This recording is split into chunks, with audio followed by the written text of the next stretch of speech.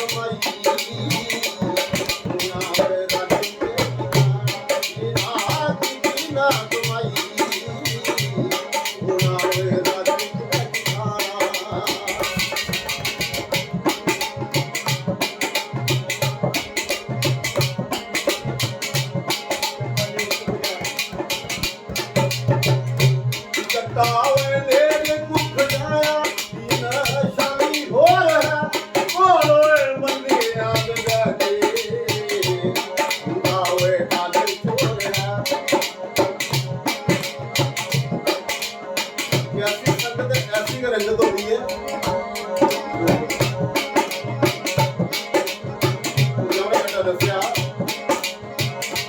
जटावे ने भूख गाया शादी हो रहा, ओ मंदे आगे बैठे